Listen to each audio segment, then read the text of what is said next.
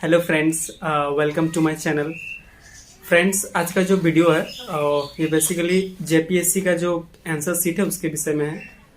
सो मैं इसको शुरू करूंगा इस वीडियो को, और मैं इसमें बताऊंगा कि सारा आंसर सीट मतलब जो करेक्ट आंसर है उसको मैं बताऊंगा। ठीक है, तो दोस्तों अगर आपने अभी तक मेरे चैनल को सब्सक्राइब नहीं किया है तो सबसे पहले जाइए और काइंडली जाके चैनल को सब्सक्राइब करिए। ठीक है, तो चलिए शुरू करते हैं क्योंकि ये वीडियो थोड़ा लंबा होने वाला है, क्योंकि 100 क्वेश्चन है। ठीक है, तो 100 क्वेश्चन का एक्सप्लेनेशन प्लस थोड़ा थोड़ा करके सबको बताना आई थिंक काफ़ी टाइम लग जाएगा। ठीक है, तो देर ना करते हुए शुरू करते हैं। मैं आपको दिखा देना चाहता हूँ जो एग्ज़ाम आपका हुआ 19 सितंबर को हुआ।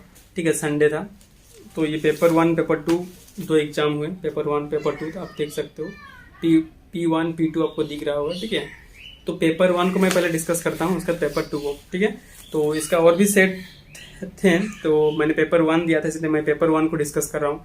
ठीक है, और पेपर 2 को, हाँ सीरीज की बात कर, सीरीज ए, मुझे सीरीज ए मिला था इसलिए मैं सीरीज ए को डिस्कस कर रहा हूँ। इसके अलावा बी सी डी और भी थे। तो मैं सबसे पहले शुरू करता हूँ। देखिए, इसमें था कि इसका जो फॉर्मेट थोड़ा बता देना चाहूँगी। इसमें इस तरह का OMR सीट था। ये आपका लाइक ऑफलाइन एग्जाम था, ऑनलाइन एग्जाम नहीं था, कंप्यूटराइज एग्जाम नहीं था। इस तरह का OMR सीट, ये कार्बन कॉपी एक्चुअली, इसका जो कार्बन कॉपी इसमें आ जाता है इस तरह का। ठीक है, तो ये OMR सीट में आपको इस तरह का जो सर्कल है उसको करना था पेन से, ब्लू पेन से। तो इस तरह का ये है इसका कॉपी, आप देख सकते हो। तो यहाँ पे मतलब सीरीज लिखना था, roll number, registration number, booklet number, date. तो डेट देखिए यहाँ पे 19/9/2021। ठीक है, जो कि मैंने देखा है इसको एग्जाम को। तो मैं शुरू करता हूँ। देखिए, ये जो है ये बेसिकली मैं डिस्कस कर रहा हूँ। ये जो सेट ए है मतलब सीरीज ए है, सीरीज ए, इसका आंसर सीट मैं डिस्कस करने जा रहा हूँ। ठीक है, इसके अलावा सीरीज बी सी भी है। ठीक है, तो मैं उसको नहीं बता रहा हूँ फिलहाल। मैं सीरीज ए का आंसर सीट डिस्कस करने जा रहा हूँ। ठीक है, तो आप इससे आप मैच कर सकते हो। मैं क्वेश्चन को रीड करूंगा और उसका आंसर भी बताऊंगा। ठीक है, तो आप बने रहिए मेरे साथ। चलिए शुरू करते हैं। फर्स्ट है आपका, यहाँ पे देखिए इंग्लिश और हिंदी दोनों में दिया हुआ है। ठीक है, इंग्लिश और हिंदी, पहले इंग्लिश में दिया हुआ है एक साइड में इंग्लिश हिंदी में। ठीक है, सेम चीज का, ताकि किसी को अगर लैंग्वेज प्रॉब्लम है तो वो भी सॉल्व हो सकता है। ठीक है, तो मैं ये करके हिंदी इंग्लिश दोनों रीड कर रहा हूँ। ठीक है, और उसका आंसर भी रीड कर रहा हूँ। निम्नलिखित में से फर्स्ट क्वेश्चन है, निम्न में से कौन सा कथन भारत की लेटराइट मृदा के संदर्भ में सत्य है। ठीक है, तो भारत का जो लेटराइट मिट्टी है, मृदा है, उसके विषय में कौन सा सत्य है। तो यहाँ पे केवल केवल 1 सत्य है। ठीक है, केवल 1 सत्य, ओनली 1 इज ट्रू। तो लेटराइट मृदा क्या करती है, उच्च ताप व भारी वर्षा वाले क्षेत्र में विकसित होती है। तो ये इसका सही आंसर है दोस्तों। तो इसका इंग्लिश में है, which of the following statements true regarding the laterite soil of in India. तो इसका सही आंसर हो जाएगा, laterite soil develops in areas with high temperature and very and heavy rainfall. तो ये आपका जो ऑप्शन ए है वो बिल्कुल सही जवाब है। ठीक है, अब मैं बढ़ता हूँ सेकंड नंबर की ओर। सेकंड नंबर में है, निम्न में से किस क्षेत्र में जल का उपयोग भारत में सर्वाधिक है। तो जल का उपयोग किस क्षेत्र में सबसे ज्यादा, मतलब भारत में जो पानी है उसका सबसे ज्यादा यूज कहाँ पर होता है। ठीक है, तो ये होता है कृषि क्षेत्र में। ठीक है, इसको हम लोग बोलते हैं एग्रीकल्चर सेक्टर। ठीक है, तो सबसे ज्यादा अगर विच of the following sector has greater consumption share of water in India, तो ये है एग्रीकल्चर सेक्टर। ठीक है, मतलब कृषि के कार्य में सबसे ज्यादा पानी यहाँ पे यूज होता है। ठीक है, सेकंड नंबर क्वेश्चन था ये। थर्ड नंबर की ओर बढ़ते हैं।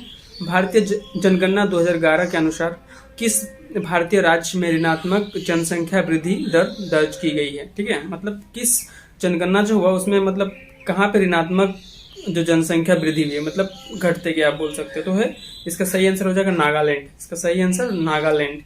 Okay, which of the following Indian states has record negative population growth according to 2021 Indian population census. तो ये हो जाएगा Nagaland. Nagaland is the right answer guys. Okay, so let's proceed to the next. Fourth number है, भारतीय जनगणना 2011 के अनुसार निम्न में से किस भारतीय राज्य में नगरों की संख्या सर्वाधिक है। मतलब जो जनगणना हुआ 2011 के अनुसार, तो नगरों की संख्या सबसे ज्यादा कहाँ पर है। तो ये इसका सही आंसर हो जाएगा यूपी, उत्तर प्रदेश। ठीक है, तो एज पर, इसको इंग्लिश में देखते हैं, एज पर 2011 Indian population census which of the following state has largest number of towns in India. ठीक है, तो इसका सही आंसर हो जाएगा उत्तर प्रदेश, यूपी हम लोग सॉरी बोल सकते हैं। ठीक है, तो ये था 4 नंबर का आंसर।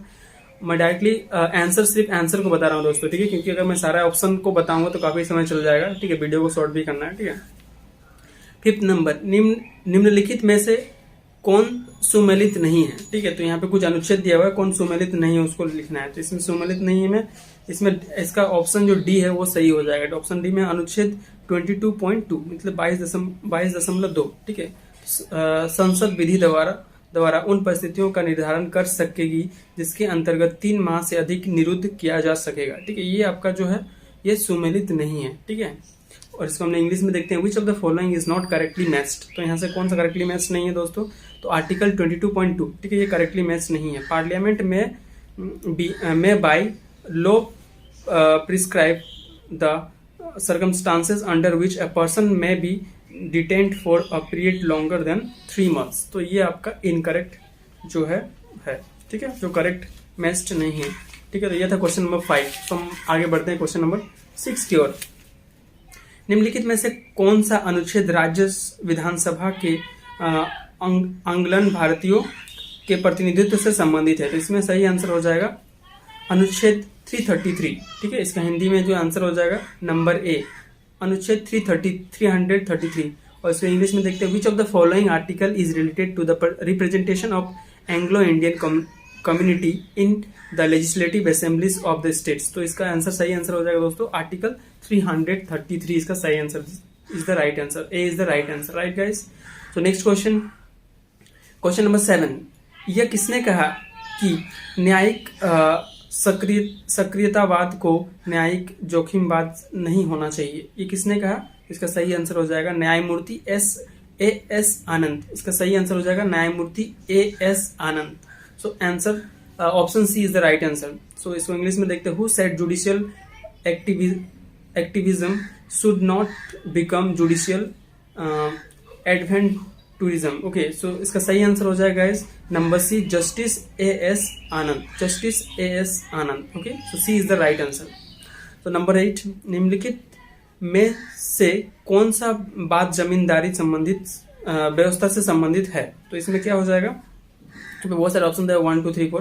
तो इसमें इसका सही आंसर हो जाएगा ऑप्शन डी। ठीक है, मतलब इसमें जो चारों है, ये चारों इसका सही है आंसर है। जैसे कि पहला है कामेश्वर सिंह बनाम बिहार राज्य, ये भी सही है। दूसरा है रमेश थापर बनाम मद्रास राज्य, ये भी सही है। मोतीलाल बनाम उत्तर प्रदेश राज्य, ये भी सही है। पश्चिम बंगाल राज्य बनाम सुबोध गोपाल, ये भी सही है। इसका सही आंसर हो जाएगा 1 2 3 और 4। इसका जो नंबर डी है, number D is the correct answer guys. So इसको इंग्लिश में देखते हैं, which of the following case is related to zamindari system. So तो number D is the correct answer.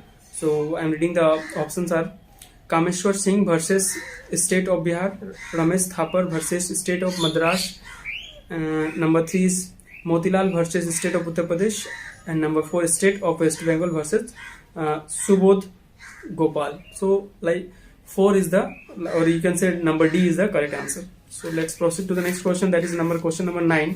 9 में बोला जा रहा है guys, संघ लोक सेवा आयोग राज्य की आवश्यकताओं को पूर्ति के लिए सहमत हो सकता है। क्या सहमत हो सकता है, तो इसमें हो जाएगा number A is the correct answer. Number A सही जवाब है, जो है राज्यपाल की मांग और राष्ट्रपति की संतुष्टि पर। ओके, तो संतुष्टि पर। ठीक है, तो ये इसका सही आंसर हो जाएगा। ये number A is the right answer guys. तो यहाँ पे देखिए है इंग्लिश में क्या बोल रहा है, यूनियन पब्लिक सर्विस कमीशन में agree to serve the needs of the state.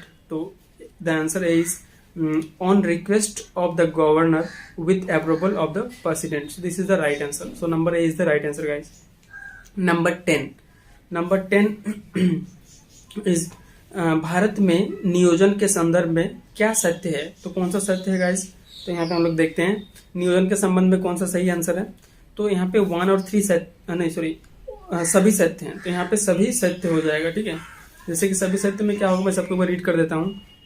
Number 1 है राष्ट्रीय पुनर्निर्माण एवं सामाजिक नियोजन का प्रस्ताव कांग्रेस वर्किंग कमेटी ने अगस्त 1937 में वर्धा बैठक में स्वीकृति किया। ठीक है, फर्स्ट वाला भी सही हो जाएगा। सेकंड वाला है हरिपुरा ने अपने अध्यक्षीय भाषण में सुभाष चंद्र बोस ने योजना आयोग के माध्यम से राष्ट्रीय राज्य व्यापक नीतियों को स्वीकार करेगा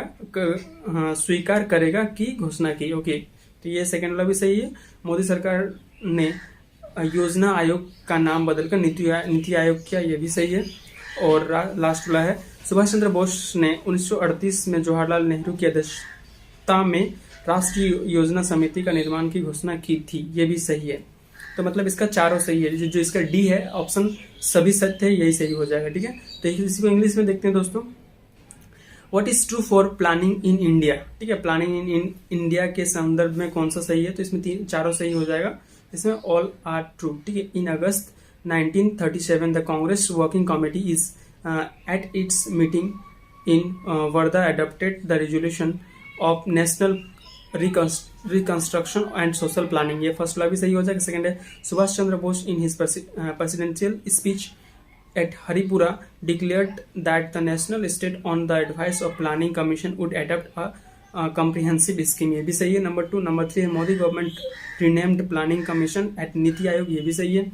number 4 Subhash Chandra Bose announced the formation of national planning committee with Jawaharlal Nehru as chairman in 1938, means all of above, all are true, so ये नंबर डी वाला सही आंसर है गाइस। तो नेक्स्ट नंबर 11 की ओर बढ़ते हैं। Democracy and development in India from socialism to pro business नामक पुस्तक के लेखक कौन है, तो इसका सही आंसर हो जाएगा अतुल कोहली। ठीक है, इसका सही आंसर हो जाएगा गाइस अतुल कोहली। सो इसको इंग्लिश में देखते हैं। Who is the author of the book democracy and development in India from socialism to pro business, तो इसका right answer is Atul Kohli. So B is the right answer guys. Okay, next बढ़ते हैं number 12 की ओर। Number 12 में है, सुशासन के संदर्भ में निम्नलिखित में से कौन सा सत्य नहीं है। सुशासन के संदर्भ में निम्नलिखित में से कौन सा सत्य नहीं है, तो इसमें हो जाएगा धार्मिकता एवं भावुकता। तो धार्मिकता एवं भावुकता ये सुशासन के संदर्भ में सही नहीं है गाइस। ठीक है, तो इसको इंग्लिश में देखते हैं। Which one is not true for good governance. Good governance के लिए सही कौन सा नहीं है, तो इसमें क्या हो जाएगा religiosity and emotionality. Okay, religiosity and emotionality, ये जो है आंसर है number D, this is not the correct. Okay, so यही हमारा, हमको ऑप्शन में इसी को टिक करना था, नंबर डी को। ठीक है, नंबर 13 नगर पालिका के सदस्य चुने जाने के लिए कोई व्यक्ति निर्हित नहीं होगा। कौन निर्हित नहीं होगा, 21 वर्ष की आयु सीमा पर, मतलब 21 वर्ष की आयु सीमा पर कोई व्यक्ति निर्हित नहीं होगा। ठीक है, तो ये इसका सही आंसर हो जाएगा। इंग्लिश में देखते हैं। Person shall not be disqualified for being chosen as a member of the municipality, तो होगा at the age of 21 years. Okay, so number C is the right answer. Okay, so let's proceed to the next question number 14। पंचायतों की वित्तीय अवस्था का मूल्यांकन करने के लिए वित्त आयोग का गठन का प्राधिकार किसको प्राप्त है, तो राज्य के गवर्नर को। B is the right answer. ठीक है, who has been authorized constitute finance commission to review financial position of panchayat, so guys इसका सही आंसर हो जाएगा B, the governor of a state, the governor of a state is the correct answer, right? Next proceed to the next question, that is भारतीय राजकोष संघवादी व्यवस्था में संसाधनों का केंद्र द्वारा राज्यों का आवंटन किया जाता है। वर्तमान में निम्न में से कौन से संसाधनों का आवंटन का एक माध्यम नहीं है, तो इसमें सही आंसर हो जाएगा गाडगिल सूत्रों के अंतर्गत योजना कार्यान्वयन के लिए स्थानांतरण, ये जो होगा ये सही आंसर हो जाएगा। ठीक है, तो इंग्लिश में थोड़ा देख लेते हैं इसको। In India physical federal system resources are allocated from the centre to the states, which of the following is not the means of resource allocation at present, तो इसमें हो जाएगा transfer for planning implementation under Gatgill formula. Okay, so this is the right answer. Number D is the right answer, guys. Number 16.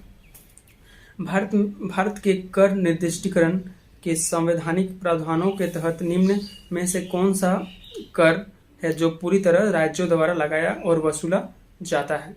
ठीक है, तो इसका सही answer हो जाएगा भू राजस्व। ठीक है, तो इसको हम लोग इंग्लिश में देख लें। Under constitutional provision of tax assignment in India, which of the following is a tax exclusively imposed and collected by the states, तो is the land revenue, तो land revenue is the number C is the correct answer. Let's proceed to next question 17 number। तो भारत के केंद्रीय budget में राजकोष घाटे का तात्पर्य है क्या है, इसमें हो जाएगा number D is the correct answer. राजकोषीय घाटा बताता है कि सरकार को अपने खर्चों को पूरा करने के लिए कितने पैसों की जरूरत है, ठीक है। नेक्स्ट है इस यहाँ पे 70 number, in India union budget okay physical deficit means the difference between number D, the difference between total revenue and the total expenditure of the government. So this is the right answer. Number 18 guys, number 18 है भारत की दूसरी पंचवर्षीय योजना dash द्वारा विकसित एक आर्थिक model पर आधारित थी। तो कौन सा हो जाएगा यहाँ पे, PC Mahalanobis, okay. So PC Mahalanobis is the right answer guys. तो इसको हम इंग्लिश में देखते हैं, second 5-year plan of India was based on an economic model developed PC. So number B is the right answer, PC Mahalanobis, okay, Mahalanobis, okay. तो B is the correct answer. Number 19, निम्न में से कौन सा कर्म सही है जिसे दर्शित विकास के मापकों को प्रस्तावित किया गया है। तो इसमें हो जाएगा number D is the correct answer, इसमें हो जाएगा प्रति व्यक्ति आय, ओके, PQLI और HDI। तो यही इसका सही आंसर हो जाएगा, ठीक है। इसका मतलब पर्टिकुलर ऑर्डर पूछा है, ठीक है, किस ऑर्डर कौन सा सही कर्म है।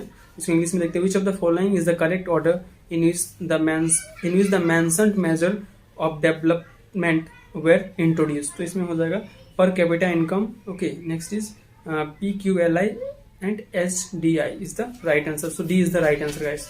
नंबर 20, भारत में शीर्षक पंक्ति वाली मुद्रास्फीति आधारित होती है, तो क्या होती है, तो यहाँ पे बी सही आंसर हो जाएगा।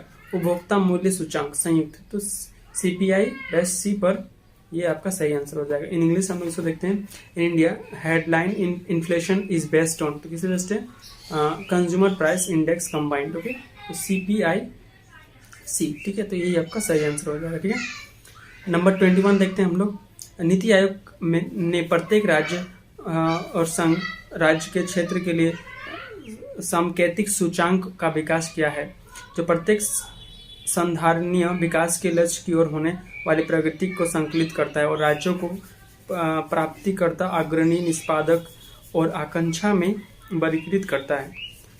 इसके सांकेतिक सूचांक के आधार पर निम्न में से कौन सा एक अग्रणी राज्य नहीं है, ठीक है। तो इसमें हो जाएगा सही आंसर गुजरात, ठीक है। तो इसको हम इंग्लिश में देखते हैं, NITI Aayog was developed a composite index for each state union territories, okay, which aggregates progress towards each sustainable development goal SDG and classifies states in achievements, front runners, performers and aspirants on the basis of the composite index. Which of the following state is not a front runner? So the answer is Gujarat. So Gujarat is the right answer guys, okay. Let's proceed to the next question 22 की ओर हम लोग आगे बढ़ते हैं। Question, देश के 29 राज्यों और 6 संघ राज्य क्षेत्रों के 312 शहरों कस्बों के आच्छादित भारत सरकार के राष्ट्रीय वायु गुणवत्ता मॉनिटरिंग कार्यक्रम, ओके, के अंतर्गत निम्न में से किस मिश्रण को सभी जगहों पर नियमित मॉनिटरिंग के लिए चिन्हित किया गया है? तो इसका सही आंसर हो जाएगा इस नंबर है सल्फर डाइऑक्साइड SO2, जिसको बोलते हैं नाइट्रोजन डाइऑक्साइड NO2, निलंबित कणीय पदार्थ PM10 और सूक्ष्म कणीय पदार्थ PM2.5। So number A is the correct answer. So 22, under government of India's national air quality monitoring programme, okay, covering 312 cities, towns in 29 states and 6 union territories of the country, which of the following combination has been identified for regular monitoring at all the locations? So number A is the correct answer. Sulfur dioxide SO2, nitrogen dioxide NO2, suspended particle matter PM10 and fine particulate matter PM2.5 is the right answer. So number A is the correct answer guys. Number 23, निम्न में से कौन सी एक संस्था Brayton would संस्थापकों से संबंधित नहीं है? तो इसमें हो जाएगा संयुक्त राष्ट्र। Number C is the right answer. So which one of the following body is not associated with Bretton Woods institutions? तो हो जाएगा यूनाइटेड नेशंस, ठीक है, United nation is the right answer guys. तो नंबर 24, यदि एक समय अंतराल में बाजारीय शक्तियों द्वारा विनिमय दर 60 प्रति डॉलर से बदलकर 65 प्रति डॉलर हो जाता है, तो क्या होता है? रुपये का मूल्य का ह्रास होगा, रुपये का मूल्य का क्या होगा, ह्रास होगा। तो number A is the correct answer, right. If the rupees per US dollar exchange rate change from rupees 60 to 65 in a time period by market force, it implies that depreciation of rupee. ये क्या पता चलता है इससे कि जो rupees का है वो डिप्रिसिएशन हुआ, ठीक है। नेक्स्ट वन, ओके, नंबर 25, गुणसूत्रों की वंशागत का सिद्धांत दिया था, किसने दिया था? इसका सही आंसर हो जाएगा सूटन एवं बॉवेरी।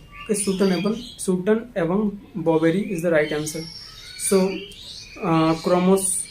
Chromosomal theory of inheritance was given by Sutton and Boveri. Okay, so this is the right answer. Number D is the right answer, guys. Number 26, hints boson को इससे भी जाना जाता है, तो किससे जाना जाता है? गॉड गन के नाम से भी जाना जाता है, गॉड गन के नाम से भी जाना जाता है। तो Higgs boson are also known as, तो किससे नाम जाता है? गॉड पार्टिकल्स के नाम से भी जाना जाता है। Let's proceed to the next question, 27। Question number 27, guys, प्रकाश उत्सर्जक डायोड का कार्य करने का सिद्धांत है, किस पर है? तो क्या है? वैद्युत संदीप्ति पर आधारित है, ठीक है। तो number A is the correct answer. Light emitting diode LED work on the principle, तो क्या हो जाएगा? इसमें हो जाएगा इलेक्ट्रोल्यूमिनेसेंस पे ये आधारित है, वैद्युत संदीप्ति पर। Okay, so number A is the correct answer. Number 28, निम्न में से कौन सा विद्युत चुंबकीय तरंग का उदाहरण नहीं है? तो इसमें हो जाएगा नंबर ए, इसमें भी सही आंसर हो जाएगा प्राध्वनिकी तरंग।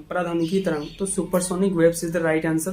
तो नंबर 29, हवा में प्रकाश की चाल निर्भर करती है, किस पर निर्भर करती है? तो ये निर्भर करती है नंबर डी, जो कि ये दाब, ताप और घनत्व से स्वतंत्र है, ठीक है। ये मतलब ये तीनों से स्वतंत्र है। तो number D is the right answer. The speed of light in air depends on, किस पे डिपेंड करती है? It is independent of pressure, temperature and density, ये सभी से क्या है? इंडिपेंडेंट है। सो नेक्स्ट नंबर 30 पे हम लोग आगे बढ़ते हैं। 13 नंबर क्वेश्चन बता रहा है, निम्नलिखित में से कौन सा कीट नहीं है? तो कौन सा कीट नहीं है? तो जो मकड़ी है वो कीट के अंदर नहीं आता है दोस्तों, ठीक है। तो number B is the correct answer, which is not an insect. Insect कौन नहीं? Spider is not an insect. Okay, number 31, quantum सूचांक का मूल मात्रक क्या है? तो हो जाएगा इसका सही आंसर क्यूबिट। ओके, तो इसका number A is the correct answer. The basic unit of quantum information is qubit. Okay, so first number A is the correct answer. Number 32 है, मेक संगणना सेवा सम्मिलित नहीं करती है, तो कौन सम्मिलित नहीं करती है? इसका सही आंसर हो जाएगा नंबर डी, वैद्युत चुंबकीय वर्णक्रम आवंटन, ठीक है। Number D is the correct answer. Cloud computing service does not include allotment of electromagnetic spectrum, so this is the correct answer. Number 33, fax and electronic mail प्रेषण में प्रयुक्त सूचकांक सूचना संकेत के रूप में होता है, तो इसका होगा digital signal is the right answer. Number B is the right answer, ठीक है। इसमें लोग आगे बढ़ते हैं। The form of information signal used in sending fax and email is, तो डिजिटल सिग्नल, सो इसका राइट आंसर हो जाएगा डिजिटल सिग्नल। ओके, नंबर 34, पौधों के द्वारा ली जाने वाली नत्रजन जिसको हम नाइट्रोजन बोलते हैं का रूप है, तो क्या नाइट्रेट हो जाएगा। Nitrate is the number C is the correct answer. Nitrogen is taken by plants in the form of, तो हो जाएगा नाइट्रेट, ठीक है, नाइट्रेट के रूप में लिया जाता है। Let's proceed to the next question, जो कि है हमारा 35 नंबर क्वेश्चन नंबर 35। मूंगफली का अत्यधिक हानिकारक रोग है, तो इसका हो जाएगा टिक्का, जो नंबर ए है वो सही आंसर हो जाएगा, ठीक है। The deadly disease of groundnut is tikka, so tikka number 1 is the right answer. Number 36, मक्का, आलू, गन्ना जिसको लोग पेड़ी, ठीक है, भी बोलते हैं, मूंगफली फसल चक्र उदाहरण है। तो कितना वर्ष का है? ये 2 वर्ष है, तो 2 वर्ष का फसल चक्र का ये सब उदाहरण है, ठीक है। मेज, potato, sugar cane, moong is the example of crop rotation for 2 years, ठीक है। तो 2 ईयर्स के अंदर ये सब फसल्स को उगाया जाता है, ठीक है। आगे बढ़ते हैं। 37, मैक्रोनी गेहूं का वनस्पतिक नाम है, क्या नाम है? तो इसका सही आंसर हो जाएगा triticum durum. Okay, so number D is the correct answer. तो botanical name of macaroni wheat, तो इसको हम लोग बोलते हैं triticum durum. So number D is the correct answer. Okay, number 38, प्रथम शाकनाशी का विश्व में उत्पादन, तो क्या हो जाएगा इसका? Number A is the right answer, जो कि 2,4D, ठीक है, ये इसका सही आंसर है। तो फर्स्ट, नेक्स्ट को देखते हैं इंग्लिश में। First herbicide produced in the world is 2,4D, so this is the number A is the right answer 38। Let's proceed to next question 39।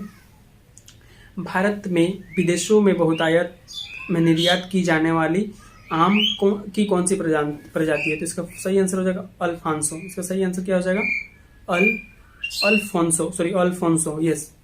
So which of the following mango variety is mostly exported from India? तो Alphonso is the correct answer.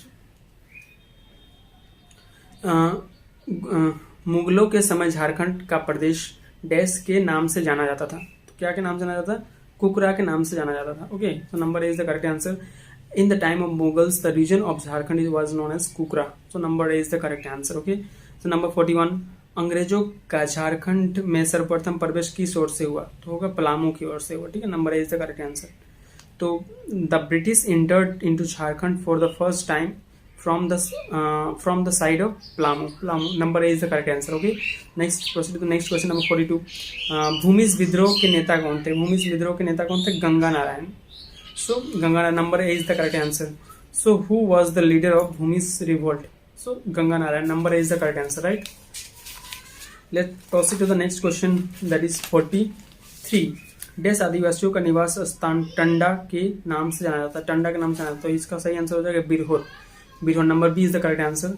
So the habitat of dash tribe is known as Tanda, तो the B that is Birhor is the correct answer. Number 44, dash आदिवासियों में विधवा पुनर्विवाह को मयारी कहते हैं, तो मयारी किसको कहते हैं? कोरवा। तो number D is the correct answer. So widow remarriage in tribe is called Mayari, number D that is Korwa is the correct answer. Okay, number 45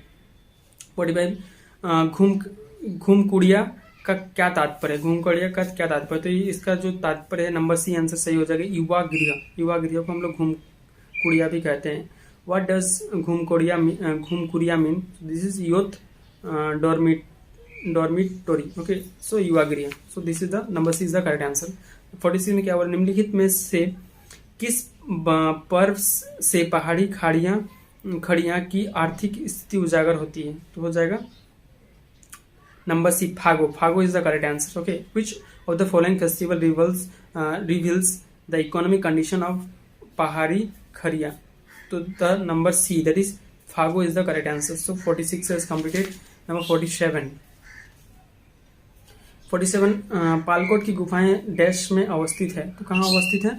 तो इसका सही आंसर हो जाएगा गुमला में अवस्थित है। Number D is the correct answer. The caves of Palkot are located in Gumla, तो number D is the correct answer. Number 48 लोहा गलाना डैश आदिवासियों का एक पारंपरिक पेशा है, तो कौन सा हो जाएगा? तो असूर, तो number B is the correct answer. Okay, iron smelting is the traditional occupation of dash tribe, तो हो जाएगा असूर ट्राइब, तो number B is the correct answer. Number 49 निम्नांकित स्थानों में से किसे मंदिरों का नगर के रूप में जाना जाता है? तो मंदिरों का नगर के रूप में किसे जाना जाता है?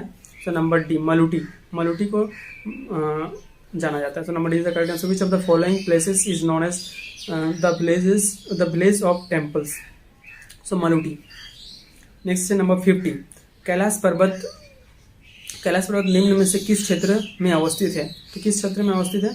तो सही आंसर हो जाएगा Tibet, number C is the correct answer, Tibet. Okay, mount Kailash is situated in which of the following area? तो इसका सही आंसर हो जाएगा Tibet, so C is the correct answer. Now 51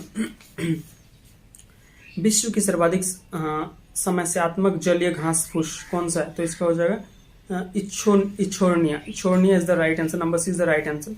world's most problematic aquatic weeds, तो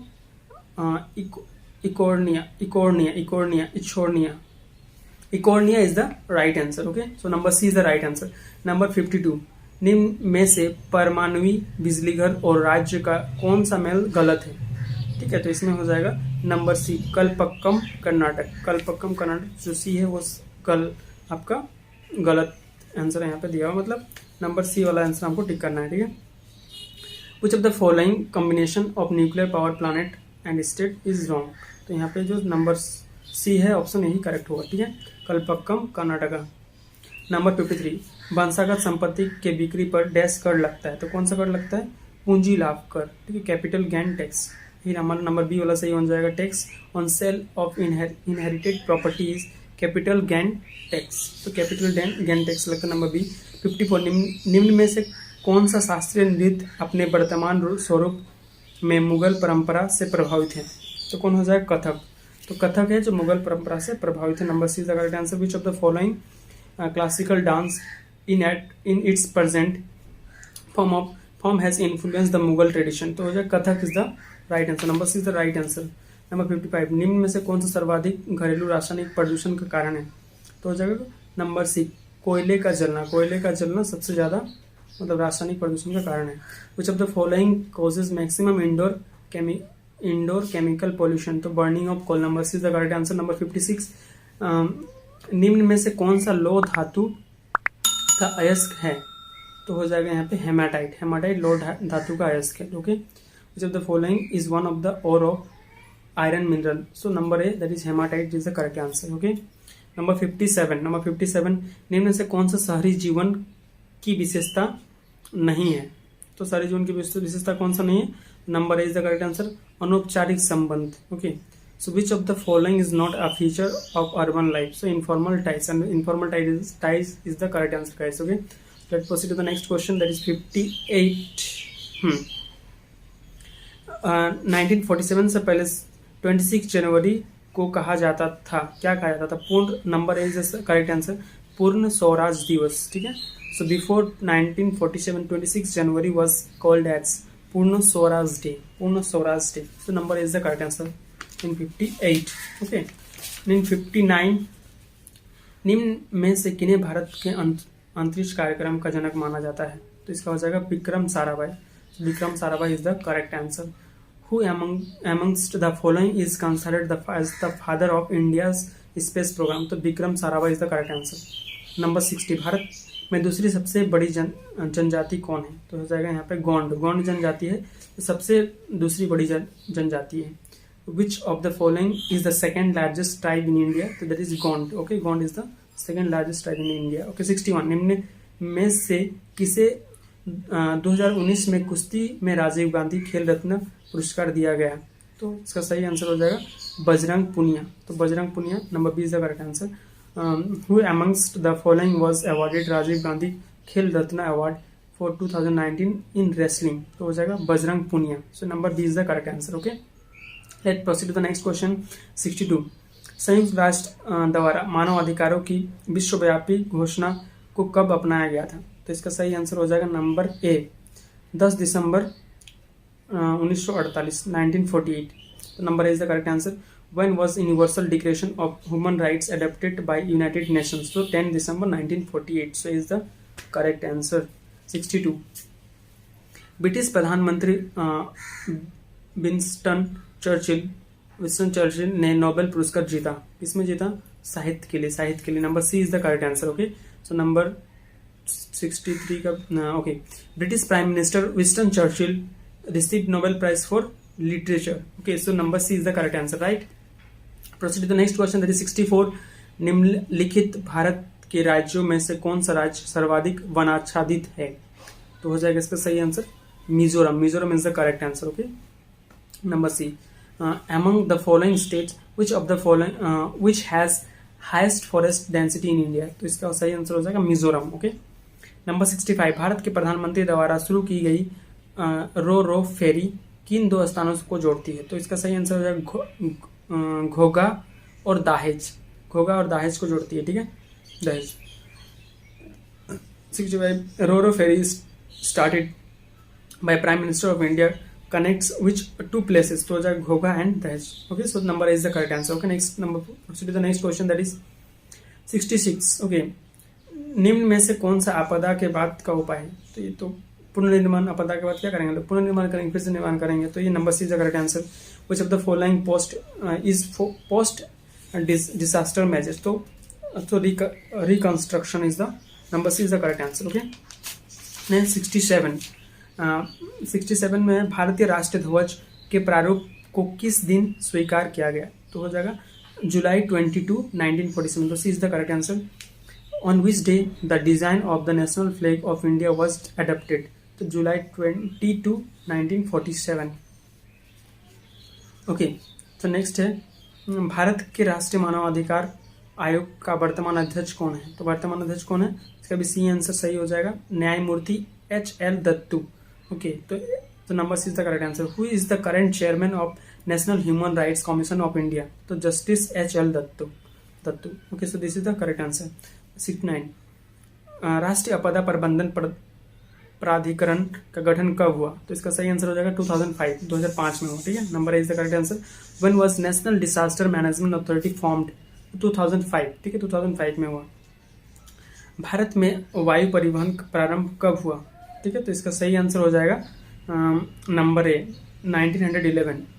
ठीक है, when was air transport started in India? तो 1911। 70 का यहीं पे खत्म होता है, 71। सो टोडा जनजाति मुख्यतः कहाँ निवास करती है? तो तमिलनाडु में टोडा जनजाति निवास करती है। ठीक है, where does Toda tribe mainly lives? तो हो जाएगा Tamil Nadu. So number C is the correct answer. Number 72 भारत में उचित पारिस्थितिक संतुलन बनाए रखने के लिए कितनी भूमि वनाच्छादित होने की सिफारिश की गई है? 33%। D is the correct answer. What is the minimum land area recommended for forest cover to maintain proper ecological balance in India? So 33% is the correct answer, right? Let's proceed to the next question, that is 73. किस राज्य में सौर ऊर्जा का विकास की सर्वाधिक क्षमता है? तो इसका हो जाएगा राजस्थान में इसका सही आंसर हो जाएगा। ठीक है, next which state has the highest potential for development of solar energy? तो Rajasthan is the correct answer.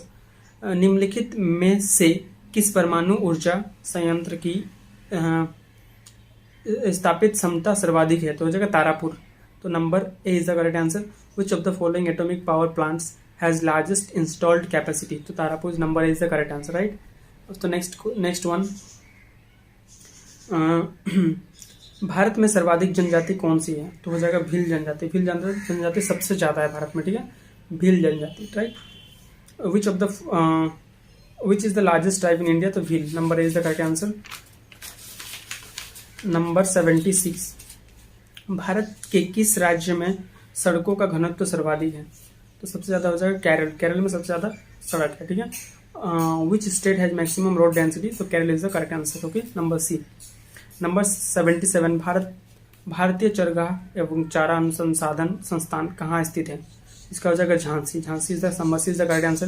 Where is Indian grassland and fodder research located? तो Jhansi is the correct answer. Bharat का बृहत्तम प्राकृतिक बंदरगाह कौन सा है? तो हो जाएगा यहाँ पे Mumbai is the correct answer. Which is the largest natural port in India? तो Mumbai is the correct answer, right.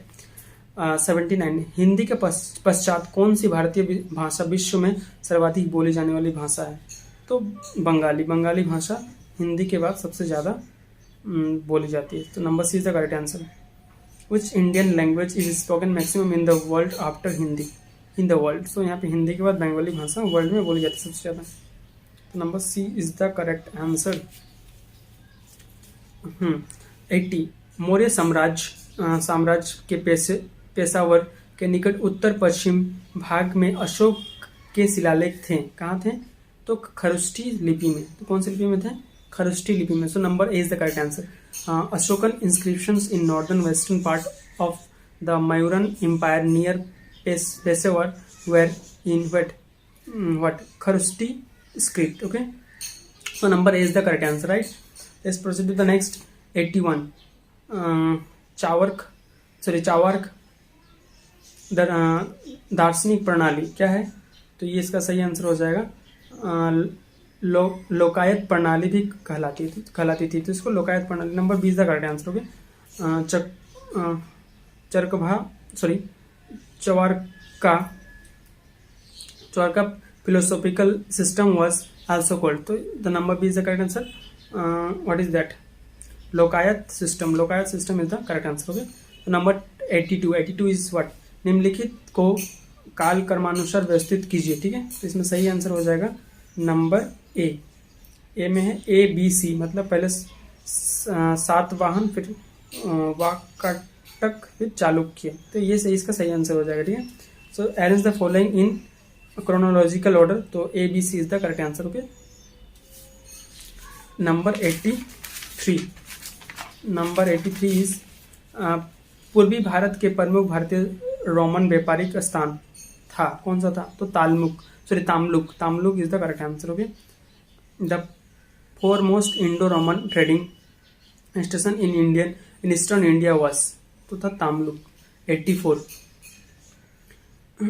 Kalhana की रजत रंगनी की तरह एक इतिहास की पुस्तक गोडवाहो लिखी थी, किसने लिखी थी, तो हर जगह बागपति ने लिखी थी, ठीक है। Historical work Gaudavaho like Kalhana, what is that, Rajatarangini was written by, तो ये हो जाएगा Vakpati, so C is the correct answer, right. Number 85 शिव संतों के लेखन के संग्रह को पांचवा वेद भी समझा जाता है, ठीक है। तो उपरोक्त संग्रह का क्या नाम है, तो इसका सही आंसर हो जाएगा Tirumurai, okay. So number A is the correct answer, okay. The collection of writings of the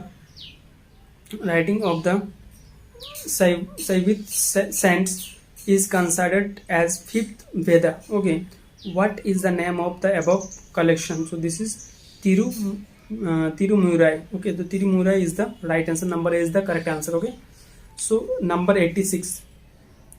निम्नलिखित में से दो भाइयों हरिहर तथा बुक्का ने किसकी स्थापना की थी, तो इसका सही आंसर हो जाएगा विजयनगर राज्य की, ठीक है। तो number B is the correct answer. Which among the following kingdoms was founded by two brothers? Okay, Harihara and Bukka. Okay, so the answer is Kingdom of Vijayanagara. So this is the number B is the correct answer. So 87 कुवत उल इस्लाम मस्जिद तथा अढ़ाई दिन का झोपड़ा क्रमशः स्थित है, कहाँ स्थित है, दिल्ली एवं अजमेर में स्थित है, ठीक है। दिल्ली एवं अजमेर में स्थित है, ठीक है। Kuwait ul Islam mosque and अढ़ाई दिन का जौनपाड़ा आर सिचुएटेड रिस्पेक्टिवली एट, तो Delhi and Ajmer, so number is the correct answer, okay. So next is मध्यकाल की सरकार का एक समग्र संरचना थी, ये विलय था, किसका विलय था, फारस अरब तुर्क, ओके, फारस अरब तुर्क मंगोल भारतीय तत्वों का, ठीक है। तो इसका इंग्लिश में देखते हैं हम लोग। Government of medieval period was composite structure, okay, it was the fusion of Perso Arabic, okay, Turko Mongol Indian elements, okay.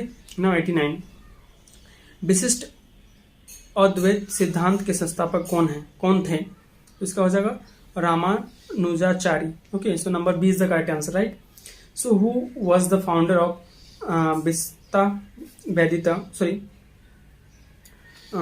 विशिष्ट वेदिता, ओके, सिद्धांता, सो सिद्धांत इसका इसका राइटर कौन थे, Ramanujacharya, okay. So number B is the correct answer, okay. Number 90 भू राजस्व की स्थापना की स्थायी बंदोबस्त एवं रेतवाड़ी प्रणाली क्रमशः की गई, कहाँ शुरू की गई, बंगाल तथा मद्रास में, कहाँ शुरू की गई, बंगाल तथा Madras, number 20 the correct answer. Permanent settlement and Ryotwari system of land revenue introduce respectively in Bengal and Madras, okay. Number 91 आधुनिक भारतीय इतिहास की निम्नलिखित घटनाओं को काल क्रमानुसार व्यवस्थित कीजिए, ठीक है। इसका सही आंसर हो जाएगा नंबर डी, ठीक है, DACB, ओके। तो DACB, तो इसका करेक्ट आंसर यही हो जाएगा, ठीक है। सबसे पहले हो जाएगा नंबर डी, जो कि है अखिल भारतीय मुस्लिम लीग की स्थापना, फिर नंबर ए स्वदेशी आंदोलन, फिर नंबर सी हो जाएगा मार्ले मिंटो सुधार, उसके बाद नंबर बी लखनऊ समझौता, ठीक है। तो ये इसका सही आंसर हो जाएगा। The arrangement of the following history of modern Indian chronological order will be number D, DACB is the correct answer, right. 92 प्रथम भारतीय शिक्षा आयोग की नियुक्ति किसने और किस वर्ष की, किसने की और किस वर्ष की, राइट। तो इसका सही आंसर हो जाएगा दोस्तों लॉर्ड रिपन ने वर्ष 1882 ओके 1882 में की, ठीक है। तो B is the correct answer. Who have appointed first Indian education commission and which year, ठीक है। तो इसका सही आंसर हो जाएगा लॉर्ड रिपन इन 1882, ठीक है। ये इसका सही आंसर हो जाएगा, राइट। 93 में हम लोग देखते हैं निम्नलिखित में से किसने ब्रिटिश भारत का प्रांतीय स्वायत्तता शुरू की। तो इसका सही आंसर हो जाएगा नंबर ए भारत सरकार अधिनियम 1935, ठीक है। हम लोग नेक्स्ट देखते हैं which among the following introduced the provincial autonomy in British India. तो इसका सही आंसर हो जाएगा number A government of India in act 1935। 94 Bharat में प्रिंटिंग प्रेस किसने और कब शुरू की, ठीक है। इसका सही आंसर हो जाएगा नंबर बी पुर्तगालियों ने वर्ष 1550 ईस्वी में की, ठीक है। 1550 ईस्वी में प्रिंटिंग प्रेस का मतलब शुरुआत की, ठीक है। Who have introduce the printing press in India and in which year. तो इसका सही आंसर हो जाएगा पुर्तगीज इन 1550, ओके। निम्नलिखित में से कौन सा भारतीय राज्य भूटान के साथ सीमा नहीं बांटता है। तो कौन हो जाएगा Bihar. Bihar number D is the correct answer. Which of the following states in India do not share border with Bhutan. तो बिहार हो जाएगा, ठीक है। 96 निम्न में से भारत के किस भाग में सामान्यतः प्रावलद्वीप ओके एटोल्स पाए जाते हैं। तो इसका सही आंसर हो जाएगा लक्षद्वीप के निकट, ठीक है, near Lakshadweep. In which of the following parts of India atolls are commonly found. तो हो जाएगा near Lakshadweep, near Lakshadweep is the correct answer, okay. 97 question number 97 भारतीय उपग्रह श्रृंखला इनसेट का उदाहरण है, किसका उदाहरण है। तो मौसम विज्ञान संबंधित उपग्रह, ठीक है। Indian satellite series INSAT is an example of meteorological satellites. तो number is the correct answer. 98 निम्न में से कौन सा विशेष लक्षण नर्मदा नदी के लिए उपयुक्त हैं। तो कौन सा हो जाएगा नंबर डी दोगे संरचनात्मक मूल, ओके। Which of the following characteristics features is appropriate for Narmada river. तो structural origin, okay. Number D Bharat में निम्न में से किस तटीय प्रदेश में उत्तर पूर्वी मानसून वर्षा होती है। तो इसका सही आंसर हो जाएगा नंबर डी कोरामंडल तट। Which of the following coastal region in India receives rainfall from north eastern monsoon. तो कोरामंडल तट, Coromandel coast, number D is the correct answer, right. And 100 this is the last question of this paper. So निम्नलिखित में से कौन सा कथन पृथ्वी के गति संदर्भ में सत्य है। तो केवल ए सही है। तो पृथ्वी की अपनी धुरी पर पश्चिम से पूर्व घूमने के कारण मौसम परिवर्तन। तो नंबर ए नंबर ए नहीं, ये नहीं, ए और दो दोनों सही है। वो तो ये सही है, ए और दो दोनों सही, मतलब अच्छा दोनों असत्य है, सॉरी।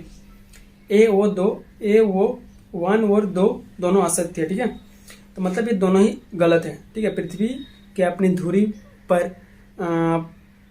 पश्चिम से पूर्व घूमने में मौसम परिवर्तन, ये भी गलत है। और दूसरा वाला भी गलत है, जो कि पृथ्वी के कारण, अच्छा पृथ्वी के सूर्य के चारों ओर चक्कर लगाने के कारण धरती पर रात दिन घटित होते हैं, ये भी गलत है। तो दोनों बोथ 1 and 2 आर फॉल्स, ठीक है। तो नंबर डी वाला सही आंसर हो जाएगा। Which of the following statement is true regarding the earth movement. तो यहाँ पे बोथ आर फॉल्स हो जाएगा। Earth rotates on its axis from west to east resulting in seasonal change, जो कि ये भी गलत है। और इसमें हो जाएगा दूसरा वाला earth revolution around the sun results into occurrence of day and night, ये भी आपका गलत है। तो नंबर डी वाला करेक्ट आंसर है, ठीक है। सो गाइस ये था हमारा पेपर 1, ठीक है, जिसको मैंने आपको बताया, ठीक है। अगर इसमें भी अगर कुछ आपको क्वेश्चन गलती लगता है तो हमें कमेंट करके बताइए कि सर ये अपने आंसर आपने गलत बताया, हो सकता है, it might be some mistake. So you guys please go through the questions and हमें बताइए कि आपको कौन सा क्वेश्चन मतलब किस में डाउट है तो बताइए, ठीक है। और ये भी बताइए कि अगर किसी का आंसर कहीं अलग दिया हुआ है तो भी बता सकते हैं, ठीक है। और आई होप गाइस मैं आपको अच्छे से डिस्क्राइब कर पाया, ठीक है। तो काइंडली अगर अभी तक अपने चैनल को सब्सक्राइब नहीं किया है तो काइंडली जाइए और चैनल को सब्सक्राइब करिए और बेल आइकन को प्रेस करना ना भूलिए दोस्तों। तो ये था पेपर 1 सेट ए को मैंने डिस्कस किया, ठीक है। इसके अलावा पेपर 2 भी है, ये उसको मैं डिस्कस करूँगा, ठीक है। वो भी आप देख लेना मेरे चैनल पे, वही मैं अपलोड कर दूंगा, ठीक है। तो आज के लिए इतना ही। Bye bye, bye guys, take care.